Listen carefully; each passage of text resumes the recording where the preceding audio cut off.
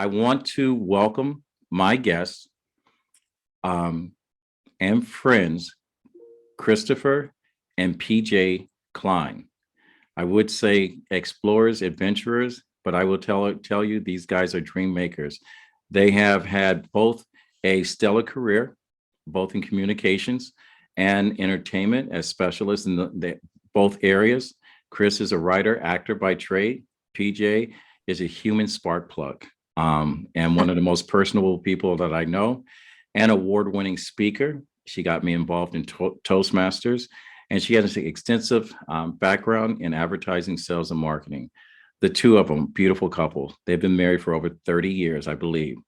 Turned to themselves as professional house sitters, and I'll ask them about that. And now they are traveling the world with just one suitcase. Now, the $1,000,000 question that I'll address to both PJ and Chris, and we're not going to go for his formal name, Christopher. Right. Thank you. Why? All right. For our listeners, and our listeners are saying, how the hell do you pack up a great life and then decide to put everything in one suitcase? This conversation had to be brought up by you, PJ. How did this happen? I've always been a risker, Kevin. And in our situation, Chris and I are not from Philadelphia. We're both the youngest in our family. We have siblings scattered all over the place. We don't have children. That's by choice. We made that choice not to do that. And we love Philadelphia. We have a lot of friends and friends there, but no really real roots. And we've done a lot of traveling. We've been to 12 countries in Europe. We've been to the Caribbean. We've been to Central America, and we've always dreamed of traveling full time. And unfortunately, COVID hit. The silver lining to that was it really made us reevaluate our life. Wouldn't you say, Chris? Yeah, absolutely. We've always dreamed about traveling, and we've always enjoyed it. So this is just an extension of that, really. And we were in a position where we could leave our full-time jobs and continue doing our other work and travel. And we did a split page on it, and we said, okay, what are the pros and cons? What's holding us here? What's not holding us here? And what would be the advantages of doing this and the disadvantages? And that pro side just started outweighing the con side in our minds tremendously. So one day we finally just said, why not? Why not now?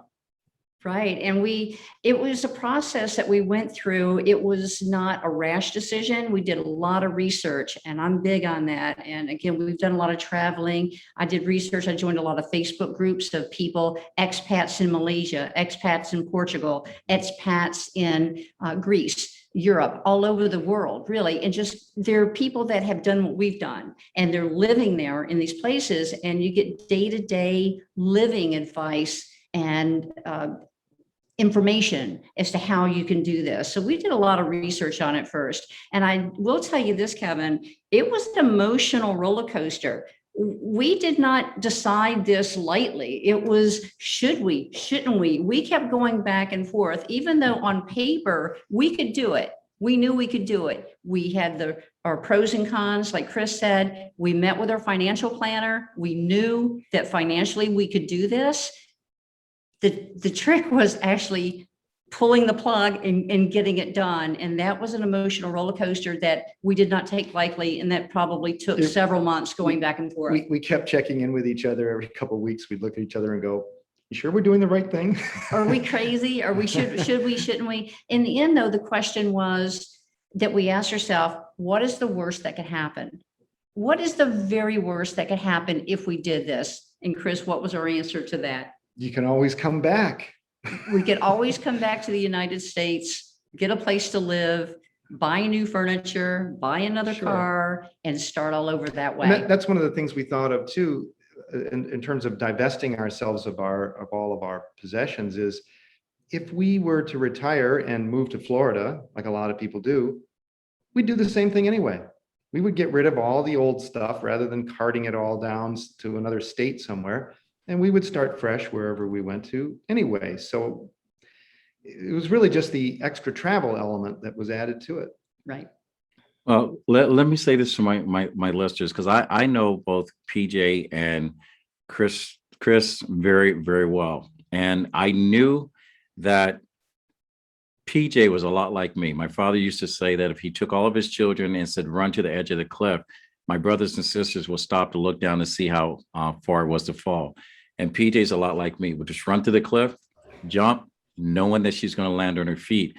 But Christopher, I've always seen you with a glass of wine in your hand. I've listened to you speak at Toastmasters, and I'm thinking when PJ came to you and had this conversation, as much as you were going back and forth, and you've got to be a guy. There was one piece of your life and your history when you guys were donating it or selling it or giving it away that you just said, let me hold on to that. Is there one item that either one of you kind of said, it's going to be really hard for me to let go?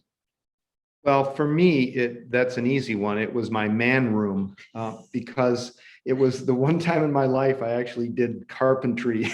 I remodeled this room in our house and made it into my room, and it had all kinds of memorabilia on the wall. I had a celebrity soffit that had all these studio cards of celebrities. I had the framed Phillies commemorative gift pack thing that commemorated the Phillies winning of the World Series. Your grandfather's golf clubs. My grandfather, stuff from my grandfather, my great grandfather, my father, things all over the walls. It was my little refuge, and it was where I had all of my sentimental stuff. And so that was the hardest thing for me, to be able to give up that space and everything in it. But once we started selling things, it got easier and easier. And what about you, PJ? Clothes. I had two closets and 8 chest of drawers full of clothes and shoes, and that was really difficult for me to give those up. What I started doing was going through and giving some to charity. And then I started giving some to consignment stores, because I had nice business suits that I know a lot of women would like and could use those when we got back to normal times post-COVID. And then I found 2 women from my Toastmasters group that are my size. And I brought them over to my house and I said, here's all the clothes that I'm giving away. Let's have a little fashion show. And we had so much fun with it. They were trying on my clothes. They looked terrific and everything. And they said, we'll take them with the understanding that you can have them back anytime you want to come back and take these or borrow them. If you're here shortly, you can have them. That's my leather jackets, my leather pants, all my really nice clothes. And that made it easier for me knowing that someone I know was wearing them and enjoying them. And the jewelry, I kept most of my jewelry though. So. Well, I will tell my guests and our listeners that PJ has been on the red carpet with many celebrities. So when you think about what she had given away and how she dressed, when she talks about leather jackets, it wasn't the leather jacket that you get from that little kiosk that in the mall. It was the leather jacket that someone had designed. So someone's getting a lot of great gifts. But before we go on to talk about the first chapter of your life and where you went, want to know what was in your suitcase, Chris? The key thing for me was get rid of all the heavy cottons and get lightweight, quick drying clothes that you could wash by hand if necessary in the sink and then dry it out overnight, because you never know when you're going to be in a place where you may not have laundry facilities. But that kind of material is also very lightweight. So our idea was pack for 1 week and do your laundry every week, rather than trying to say, oh, I have to pack for a year. There's no way you could do that. But yeah, just pack very lightweight materials, wick away, and just keep things to a minimum. Yeah, and bring layers. That we found that was really easy to do and more economical. Keeping in mind at the time of this podcast, the airlines have very strict weight restrictions on your luggage. And you have to keep it under 50 pounds. If you have a suitcase Over 50 pounds, you get a hefty fine. And then if you check a second bag, that's going to be even more money. So it adds a lot to the cost of your travel. Not to mention the fact that you're hauling all this stuff around. Remember, when you're traveling, you're going through airports, you're in and off of buses and shuttles and taxis and going down stairs and going up escalators. And you don't want to be carrying all of that. We're only 6 months into this, and I've already shed 30% of the stuff I brought with me. So I'm getting lighter all the time. One thing that was a little bit of a trouble spot too was toiletries. People tend to load up on toiletries, especially if we're going to be gone for a while. Gee, I wonder if I'll be able to get this brand. Maybe I ought to load up on baby wipes, or I ought to load up on mouthwash or whatever. But these are heavy things. And so you have to plan on just doing some shopping along the way. This is you're not going away to live out of your suitcase and then you're coming back home to do your laundry. You have to do your laundry on the road, and you have to buy things on the road. You have to go to a grocery store just like everybody else. So really just pack small amounts, smaller sizes, and do your shopping so that you're not weighing yourself down. So that's it. Pack for a week, keep it under 50 pounds, and your valuables with you at all times in a backpack. So we do have the one suitcase that's under 50 pounds and a backpack where we keep our laptop, our chargers, my jewelry, anything valuable like that you really shouldn't check on the airline. Right. What about your makeup, PJ? I mean, every woman's asking.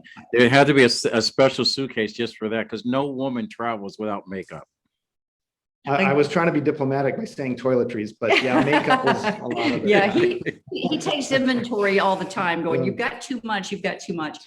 You know what? One thing of eyeshadow in a neutral shade, eyeliner, mascara, eyelash curler, and a couple lipsticks. And that's it, moisturizer. That's all you need. Everything else, your razors, shampoo, conditioners, you can get them at the hotels you're in. You can go to the drugstore of the city that you're in and get a travel size. All of those things you can replace as you go along, and you don't need to carry them with you. And something that's say a metal manicure kit. We started out with 2 of those. Why do we need 2 manicure kits? That's extra weight. And you can share one. So get rid of one and share the other. That's just you planning practical. To PJ, that makes sense.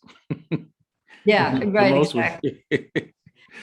That's all right. And there's other little things too that I found really helpful to bring. I brought a little pair of scissors, I think like a mini office, if you will, some paper clips, rubber bands, Scotch tape, and a little pair of scissors, a notepad and paper. Those things I found really helpful at times. A few first aid items, First aid, Band-Aids.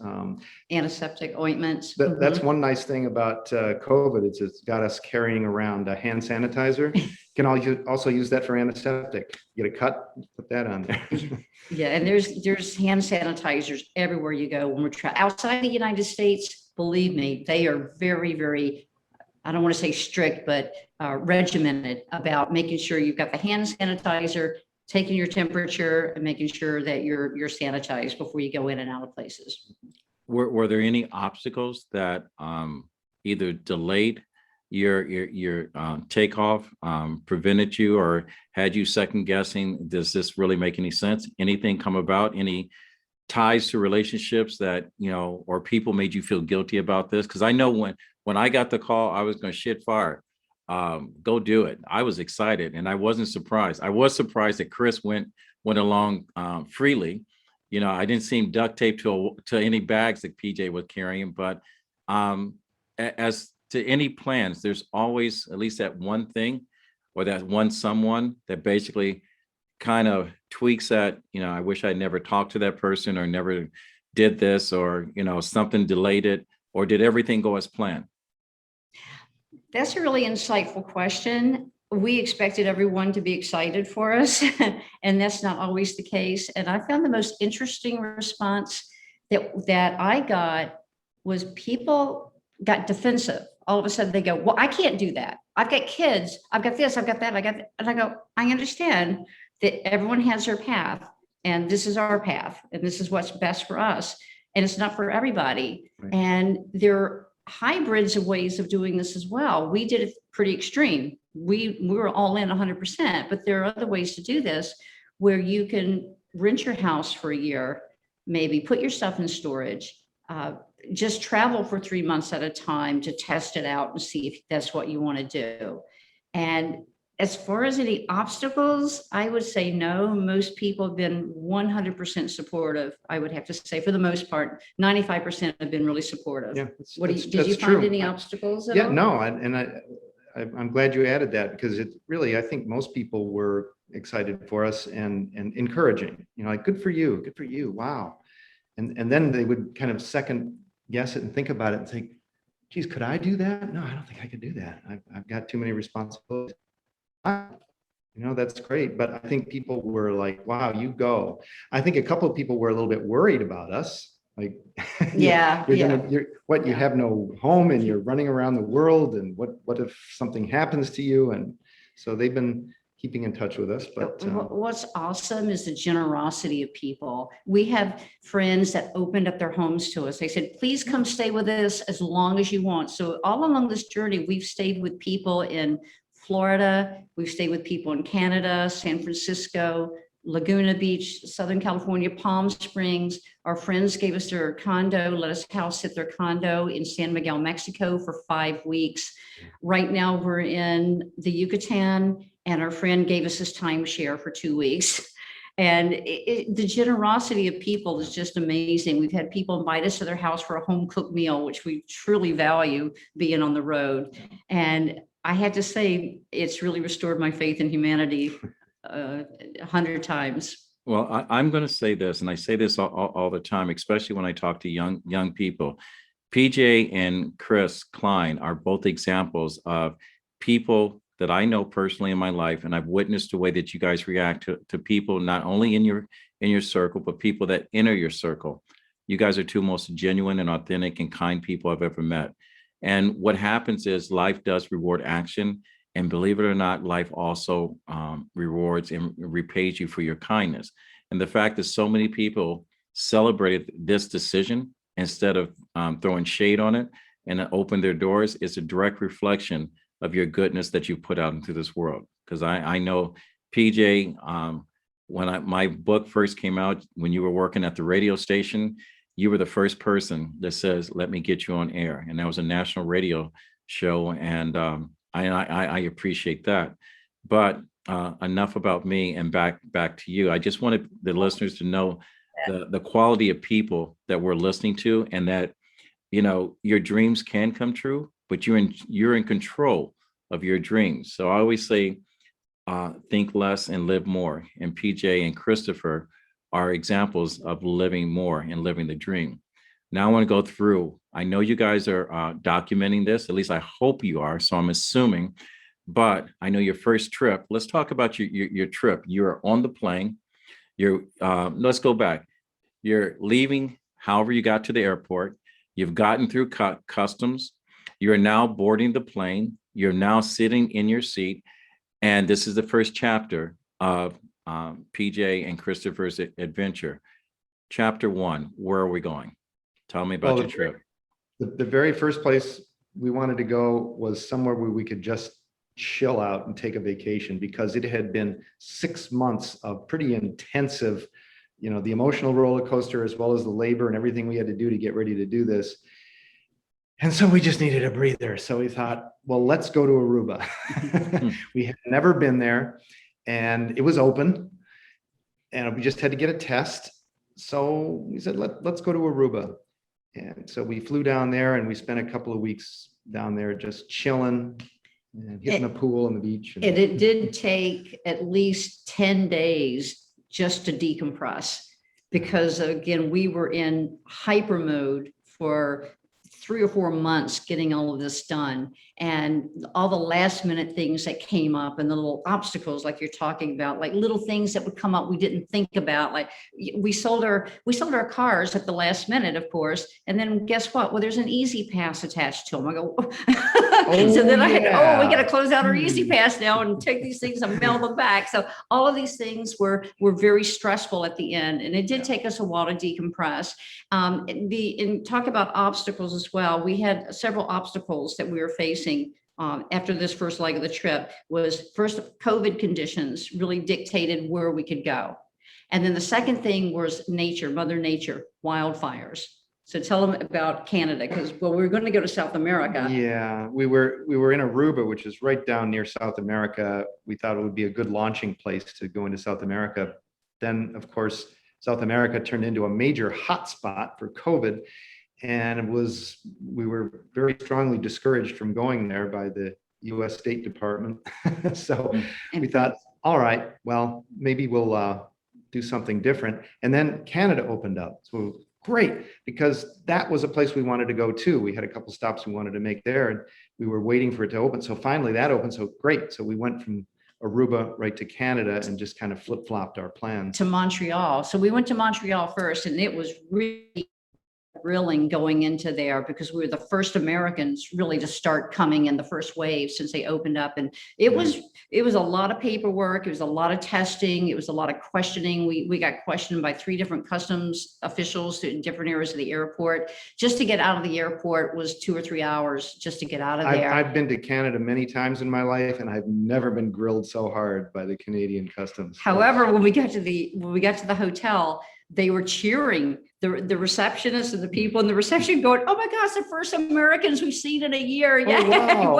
welcome." And we got treated like royalty. We really did. And so we did Montreal for 12 days, and then we went to Quebec. This is where Mother Nature comes in, because we wanted to go to Banff, which is the Canadian Rockies, which is probably one of the most scenic places on the planet, and they were closed due to wildfires. There's a lot of wildfires in Canada, so we missed that opportunity. We couldn't go there. So it was either COVID or wildfires that kept us that really dictated where we would go. Right. Canada is actually a very beautiful place, and they're always welcome. I love Mont Tremblant. It's one of my favorite places, and you guys went to a lot of places I've been to, so the people are beautiful. And you've sent us some pictures, which when we actually release this on YouTube, we're going to have those pictures incorporated with this podcast. But beautiful pictures that you guys sent to us. So we have a chapter 1 of your, what is your YouTube going to be called now? Inclined to Travel. With the number 2. Yeah, incorporates our last name Klein in there. So Yeah, Klein is spelled C-L-I-N-E. We're calling it Inclined, the number 2, Travel. Inclined to Travel. And we are in the process of putting that YouTube channel together. Right now, we're documenting and getting all of our videos and pictures together, and speaking with people, and a lot go along in this. The goal of the channel is to be able to educate people, where people can use our long road as their shortcut, to quote one of our mentors. Wow, that was good. And I take it, by being an American coming to some of these countries, you were always well received, or were there any obstacles as far as being an American into a different country? I don't think so. I Fantastic. think as I said, the Canadian customs were tough on us, but I don't know that was because we were American per se. I think they were just being tough on people coming in. Yeah, because of COVID. And it also occurred to me that, and here's something to think about if you're planning on doing this, traveling around from country to country, is that every country we go to, we have a one-way ticket. And that may have aroused some suspicion amongst the customs people too. Yeah, they want to know, why are you only coming one way? What's your exit strategy? And we're going, well, we're kind of playing it by ear. We've learned how to field those questions a little bit better now when we come into a country, because that's not flying these days. They don't know what you're up to, why you're there, how long you're going to stay, what your plans are. Yeah, so we've learned. They get a little concerned that maybe you're just going to plant yourself there forever and then start feeding off of their medical care and healthcare and that kind of thing. Right, so exactly. Well, the other thing is James Bond has become a very popular movie, and Chris, you have to say you look like a very distinguised James Bond. Is that shaken, right? Shaken and not stirred, and look at your wife, Pretty Penny. You guys do look like international could be. All right. Yeah, it's a Thank good you. point. Yes, we could be spies. Yeah, so Yeah. far though, we have only been to Aruba, Canada, the west coast of California, and then Mexico, which is where we are now. Now, interesting enough, we were planning to spend the winter in Southeast Asia.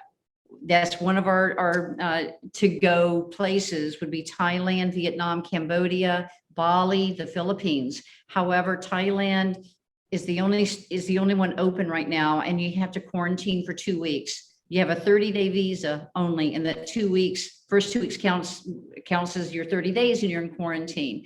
A lot of the countries aren't open. So we cannot go there this year. We're hoping next year we'll be able to go. It'll change. So we have to be flexible. We're moving left, we're moving right. Right now, we're in Mexico, in the beautiful Yucatan. We're enjoying it very much. We were in San Miguel up in the mountains for 5 weeks, house sitting for our friends.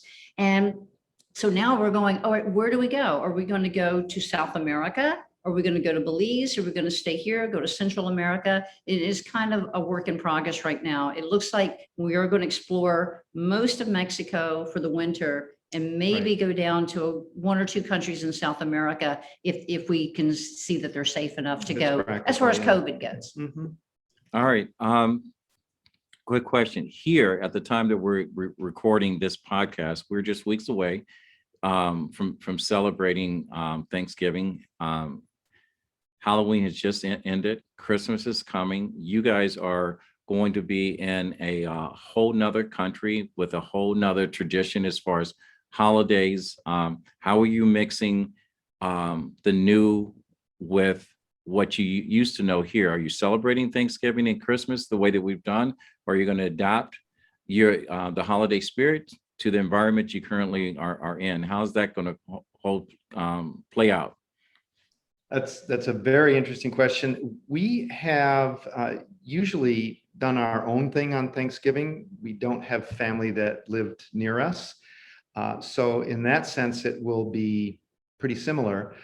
However, yes, I think that it's very likely we're going to be looking at the culture that we're in and saying, hey, how do you guys celebrate this? Or if you don't celebrate it, then maybe it'll just be a very alternative kind of holiday for us. Maybe we'll go out for tacos. Yeah, I think the United States has their own Thanksgiving, so not other countries going to have that. What we do see, there's a lot of Americans everywhere we're going. We're seeing a lot of Americans, and maybe we'll be able to meet up with some Americans and say, let's get together and do a Thanksgiving dinner. Or we may just go hang with the locals. We'll be in Mexico. We'll hang with the Mexican people and just say, it's our, we're celebrating Thanksgiving and we'll do it with you. Christmas is pretty much universal. It's celebrated everywhere, pretty much. And it'll be interesting to see where we are and how we handle that. But that's some good thoughts. We'll get back to you on that and let you know how it goes. If the Mexicans celebrate Christmas anywhere close to the way they celebrate the Halloween time, there'll be a lot of fireworks. So we won't plan on sleeping. We'll just have fireworks. We won't be lonely. Trust me, we will not be lonely. Please send us pictures. Now I'm going to ask one other question, and I'm just curious on my end. I'm sure someone's thinking of this. You have sold everything that you have, so you do not have an address.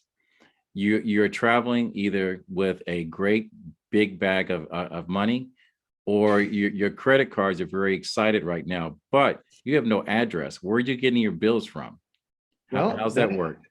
Yes, that we wondered how we were going to do that too, and it turns out there was an answer for it.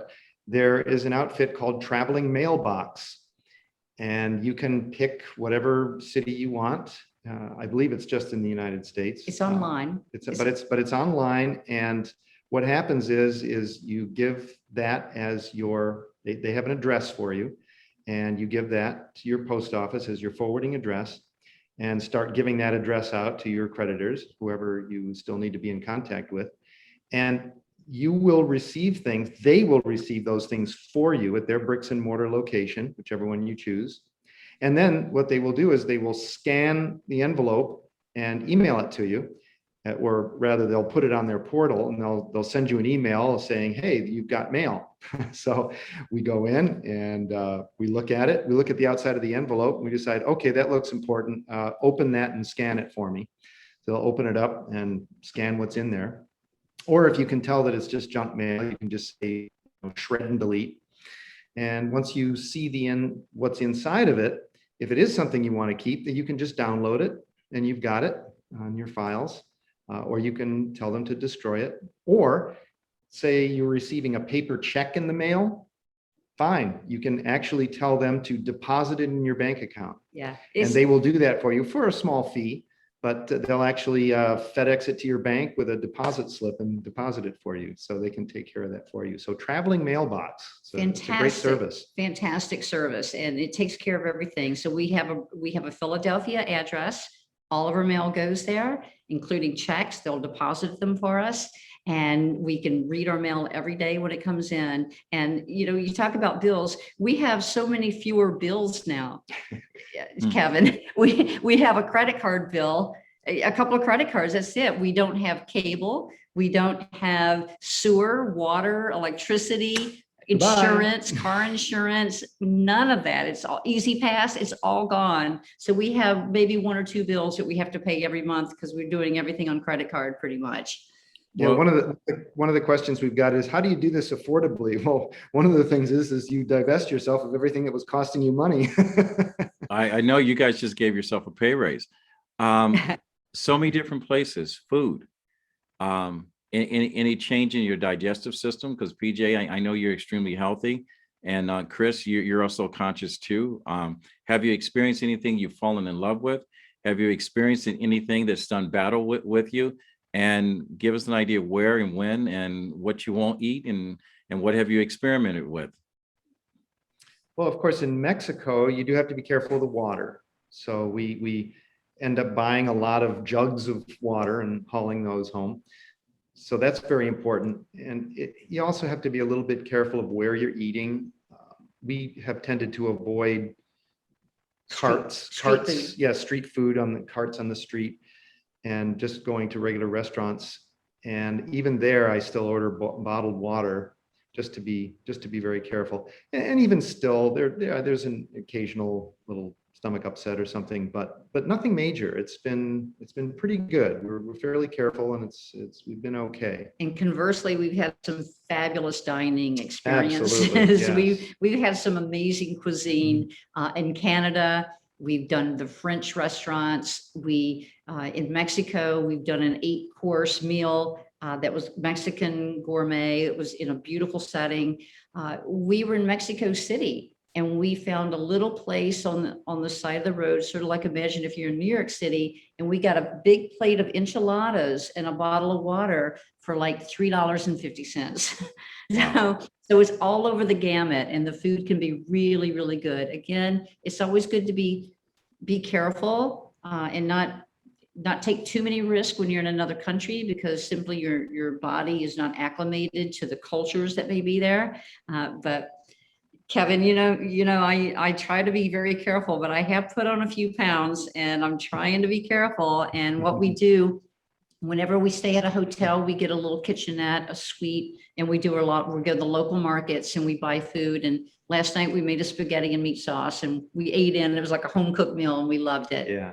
But yeah, I was going to say another thing that my advice would be to people is, by all means, stay physically fit, because it is taxing on your system to do what we're doing, because you have to be active, you have to pack, you have to move, you're hauling weight around with you, your luggage, you've got to get in taxis in and out, and it can be physically taxing. And my advice always, even if you're not doing this, is to stay physically fit, although I feel it's definitely more important to do it while you're traveling. And one thing that can help with that is, when you don't have a car and you're living in a town, you do a lot more walking. We do a lot more walk just to go to the store to pick something up. We're walking instead of jumping in the car. So that definitely helps.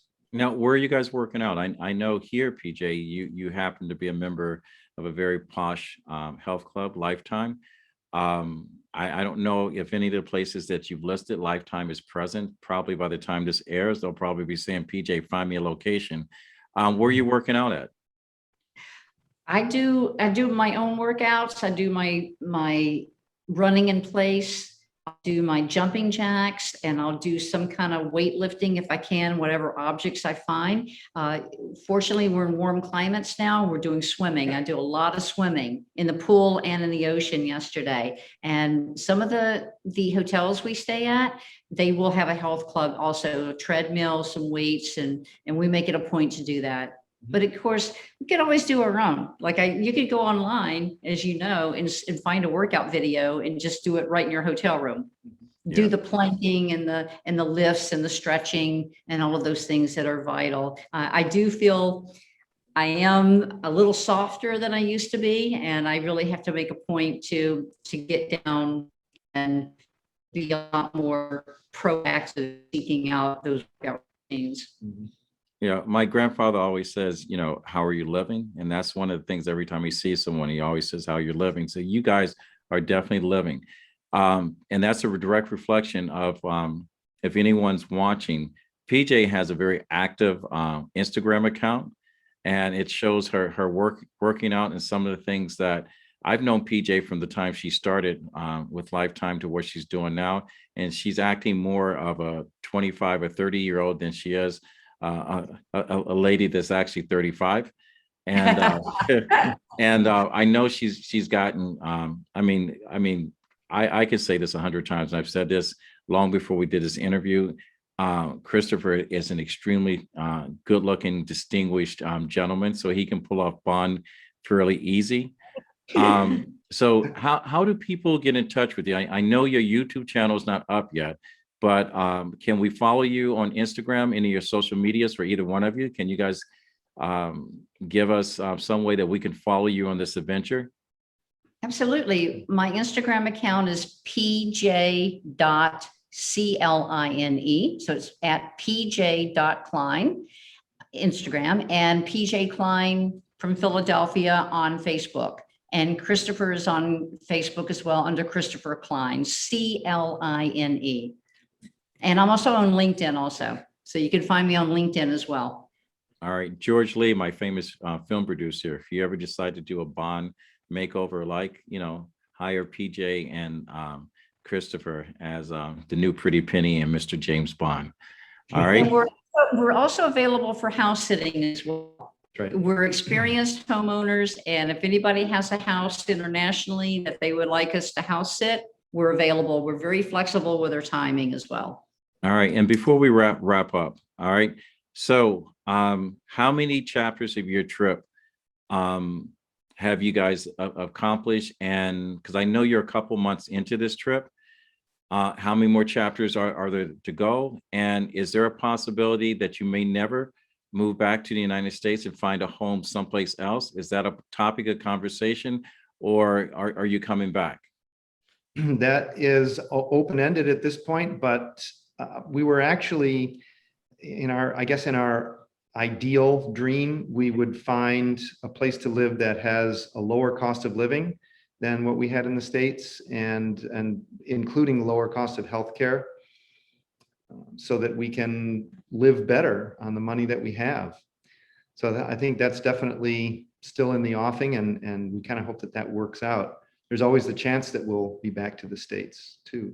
We committed to 1 year on this journey, and I have a feeling it's going to go longer because of the delays that we're experiencing with COVID restrictions and the natural disasters that seem to be happening more and more frequently. We set a minimum of a year, and based on what I've seen now, we're in like chapter 10. We've been to 10 places. We're on our 11th place. Mexico is going to be quite a few places here. We still have to get to Southeast Asia. We still have to get to Australia, New Zealand, the Fiji Islands, South down America. there. We are scheduled to be South America, right? We are scheduled to be in Europe for the summer. We've already booked our flight to Greece for mid-May, and we're going to spend the entire 3 or 4 months over the summer in Europe, traveling all over there, and then we'll see where it takes us from there. All right. So to our listeners, what do you think, and what would be your takeaway from this interview? What would your people listening to this, what do you want them to take away from the PJ and Christopher Cline experience? I think a broadening of horizons, a flexibility, I guess imagining what could be. I know when, we were living in the same home for 23 years, we had a lifestyle, and we never really, day to day, never really thought about doing anything drastically different than that. But now we come to this and we realize that you really can. You can do something different. And I say you'll make the leap when you're ready. Everyone's going to have their own path, and you find your path. Like I said, ours was pretty extreme. There's a lot of variations to it. And if you want to travel, it can be done. Do your homework, do your research, talk to people, find out as much info as you can, and then put it on paper and do the split page like we did, the pros and cons, and then take your time and be patient and work through the emotions and know that the worst thing that can happen is you can always go back. All right. I am going to ask you one more question. The reason why I'm asking you this, because people that follow Talking with Kevin and Son, today we're minus my son because of internet connection, but also people that follow RMK Productions and Network, they have a higher call to action. And what we mean by that is that the people that respond and follow our podcast and our podcast network are not people that drive by an accident. They're the people that pull over and offer assistance. If you had to have one ask, of what you would like to have or something that the change in this world, or if you can have one dream come true, what would that ask be? I would like to see an end to hunger and homelessness. I know that's a very lofty goal. We were in San Miguel, Mexico, and we were able to participate in a walkathon to help feed hungry children in San Miguel, Mexico.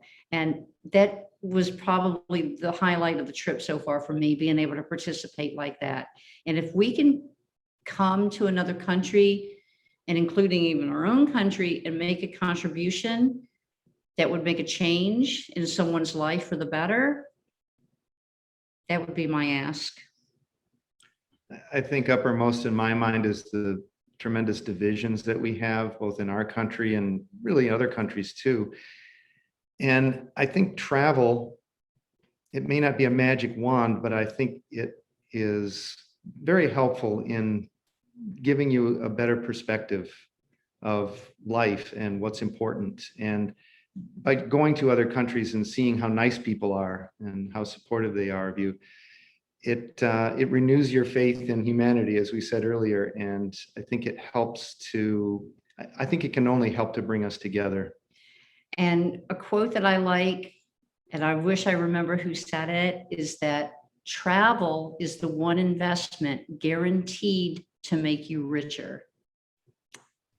That is a wonderful quote. And I will second that. And that's the reason why authors write books, because if you're not able to physically travel, you're able to mentally travel. And I say this all the time, that education is not designed to make you comfortable, but is designed to make you think. And the more that you experience outside of your own personal circle, the easier it is for you to overcome some of your personal biases. Now, if there is any questions you'd like to ask me, anything that you want to leave with our guests and our viewers, especially someone that's sitting on the fence, feel free, fire away. I guess you just have to ask yourself, what's stopping you? Yeah. That would be the question you have to ask yourself. If you want to do something, what is stopping you? And that's having an honest conversation with yourself. And I know that's what we did over and over and over again. What's stopping us? What's stopping us? And once we came to terms with that, we realized that nothing was really stopping us. Yeah. And how, or if it's not as extreme as what we're doing, how can I make room for a little more travel in my life, or something that will broaden our experience? Well said. And to my listeners, I want you to pull over on the side of the road, stop doing whatever you're doing right now. And I want you to embrace the PJ and Christopher Kline's story, their one big adventure and the places they will go. And I want you to think less and live more. Thinking too much does not always get things done. Sometimes overthinking slows down the process. It doesn't matter if you're wrong or you're right. If it feels good, then I say, let's go for it. It's okay not to have all the answers, but it's not okay to have questions and not even look for the answers. Experience is life's travels.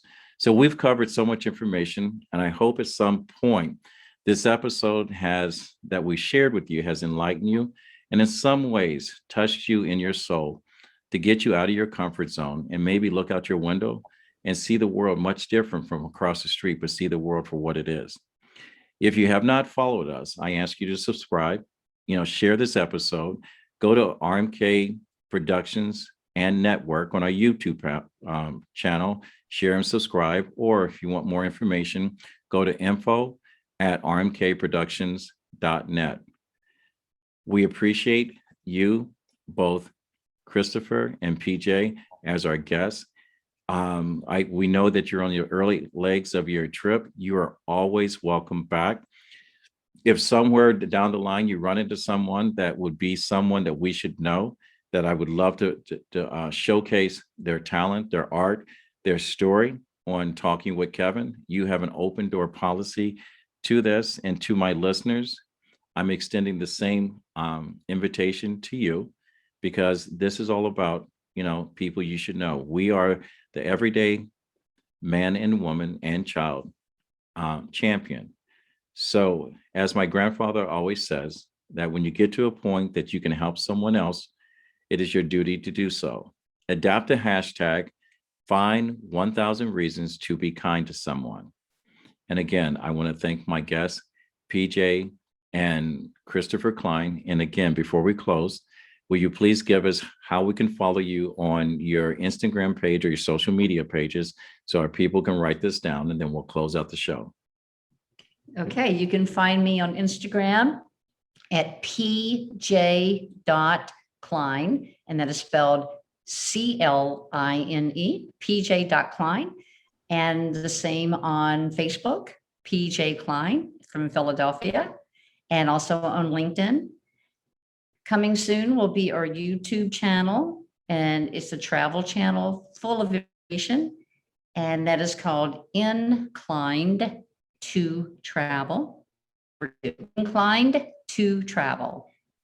And we will be definitely following you and looking out for you. And to my listeners, reach one, teach one, and we'll fade the black.